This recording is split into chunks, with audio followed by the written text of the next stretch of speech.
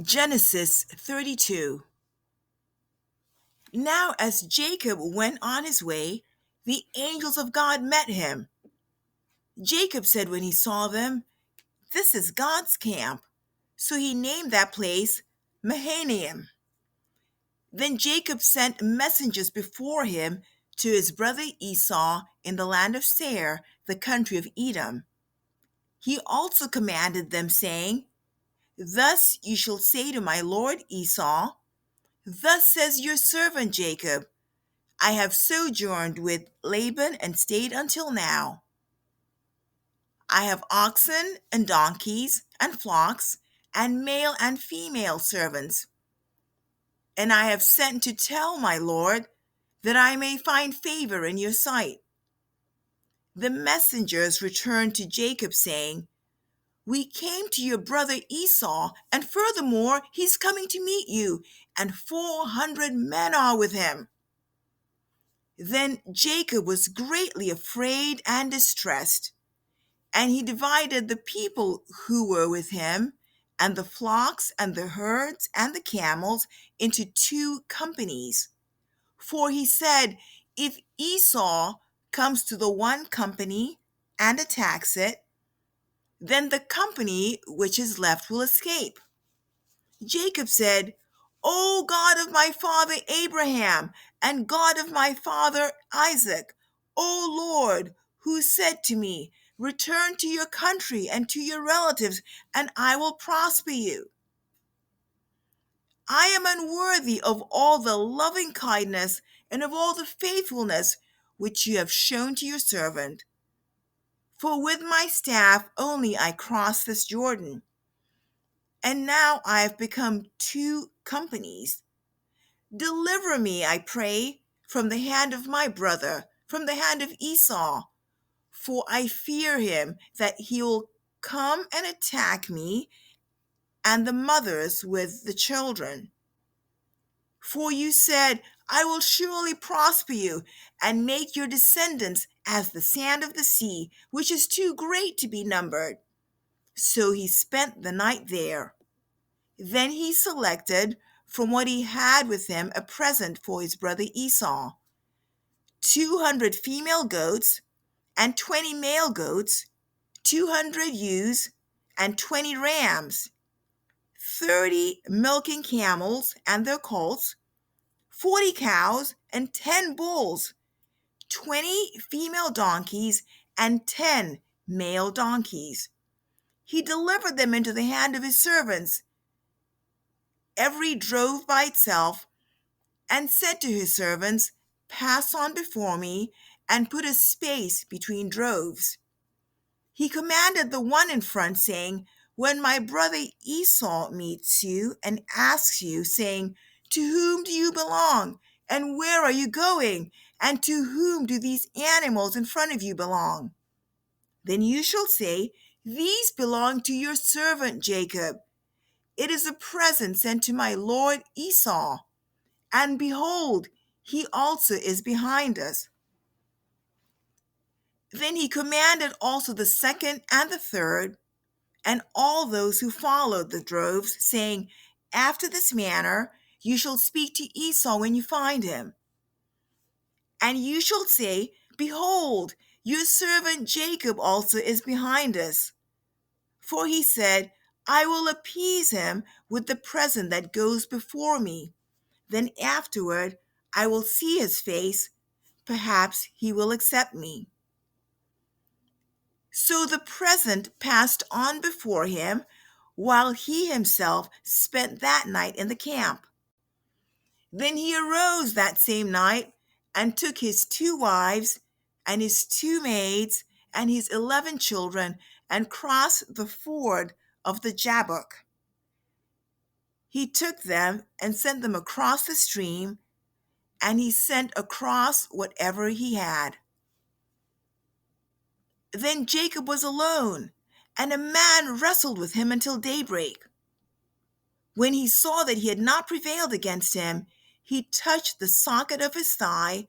So the socket of Jacob's thigh was dislocated while he wrestled with him. Then he said, "Let me go, for the dawn is breaking." But he said, I will not let you go until you bless me. So he said to him, What is your name? And he said, Jacob.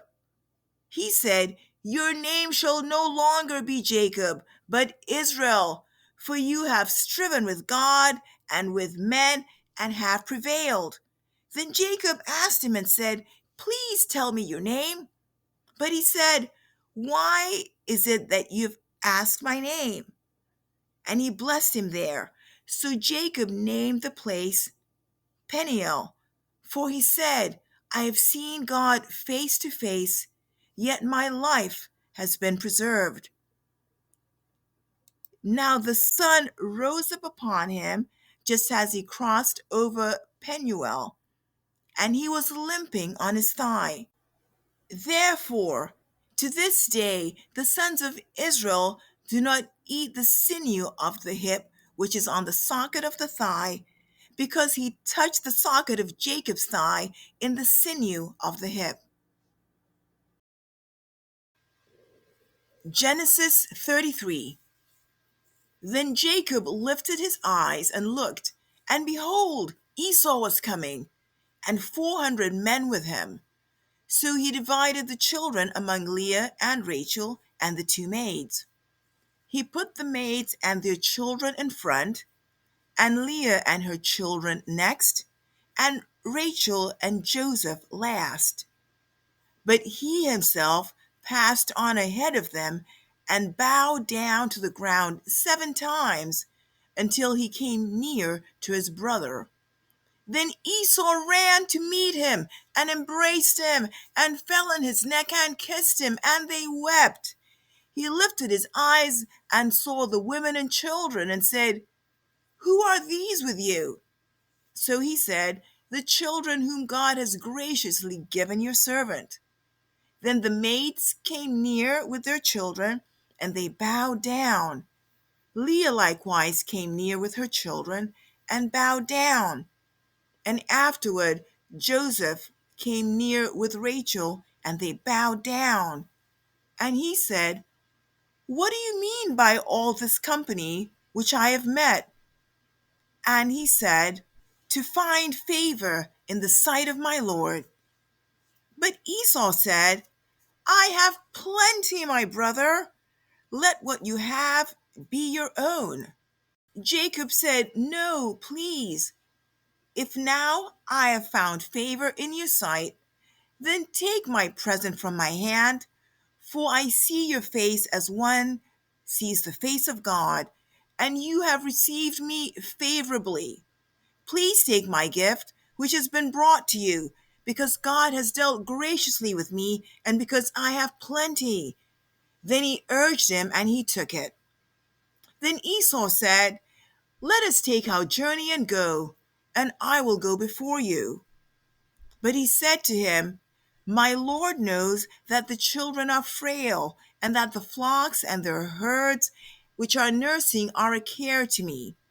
If they are driven hard one day, all the flocks will die. Please let my Lord pass on before his servant, and I will proceed at my leisure, according to the pace of the cattle which are before me, and according to the pace of the children, until I come to my Lord at Seir. Esau said, Please let me leave you with some of the people who are with me. But he said, What need is there? Let me find favor in the sight of my Lord. So Esau returned that day on his way to Seir. Jacob returned to Succoth and built for himself a house and made booths for his livestock. Therefore, the place is named Succoth. Now Jacob came safely to the city of Shechem, which is in the land of Canaan, when he came from Padan Aram and camped before the city. He bought the piece of land where he had pitched his tent from the hand of the sons of Hamor, Shechem's father, for 100 pieces of money. There he erected an altar, and he called it El Elohe Israel. Genesis 34. Now Dinah, the daughter of Leah, whom she had borne to Jacob, went out to visit the daughters of the land. When Shechem, the son of Hamor the Hivite, the prince of the land, saw her, he took her and lay with her by force. He was deeply attracted to Dinah, the daughter of Jacob, and he loved the girl and spoke tenderly to her. So Shechem spoke to his father Hamor, saying, "Get me this young girl for a wife." Now Jacob heard that he had defiled Dinah his daughter, but his sons were with his livestock in the field, so Jacob kept silent until they came. Then Hamor, the father of Shechem, went out to Jacob to speak with him. Now the sons of Jacob came in from the field when they heard it, and the men were grieved, and they were very angry because he had done a disgraceful thing in Israel by laying with Jacob's daughter, for such a thing ought not to be done. But Hamor spoke with them, saying, "The soul of my son Shechem longs for your daughter. Please give her to him in marriage. Intermarry with us. Give your daughters to us, and take our daughters for yourselves. Thus you shall live with us, and the land shall be open before you. Live and trade in it, and acquire property in it." Then Shechem also said to her father and to her brothers, "If I find favor in your sight, then I will give whatever you say to me. Ask me ever so much bridal payment and gift, and I will give according as you say to me, but give me the girl in marriage." But Jacob's sons answered Shechem and his father Hamor with deceit, because he had defiled Dinah their sister. They said to them, "We cannot do this thing, to give our sister to one who is uncircumcised. That would be a disgrace to us. Only on this condition will we consent to you, if you become like us, in that every male of you be circumcised, then we will give our daughters to you, and we will take your daughters for ourselves, and we will live with you and become one people. But if you will not listen to us to be circumcised, then we will take our daughter and go." Now their words seemed reasonable to Hamor and Shechem, Hamor's son. The young man did not delay to do the thing, because he was delighted with Jacob's daughter. Now he was more respected than all the household of his father. So Hamor and his son Shechem came to the gate of their city and spoke to the men of their city, saying, "These men are friendly with us. Therefore let them live in the land and trade in it. For behold, the land is large enough for them. Let us take their daughters in marriage and give our daughters to them. Only on this condition will the men consent to live with us, to become one people, that every male among us to be circumcised as they are circumcised. Will not their livestock and their property and all their animals be ours? Only let us consent to them, and they will live with us." All who went out of the gate of his city listened to Hamor and to his son Shechem, and every male was circumcised, all who went out of the gate of his city. Now it came about on the third day, when they were in pain, that two of Jacob's sons, Simeon and Levi, Dinah's brothers, each took his sword and came upon the city unawares and killed every male. They killed Hamor and his son Shechem with the edge of the sword, and took Dinah from Shechem's house and went forth. Then Jacob's son came upon the slain and looted the city, because they had defiled their sister.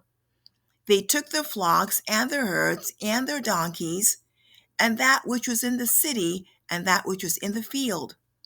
And they captured and looted all their wealth and all their little ones and their wives, even all that was in the houses. Then Jacob said to Simeon and Levi, "You have brought trouble on me by making me odious among the inhabitants of the land, among the Canaanites and the Perizzites. And my men being few in number, they will gather together against me and attack me, and I will be destroyed, I and my household." But they said, "Should he treat our sister as a harlot?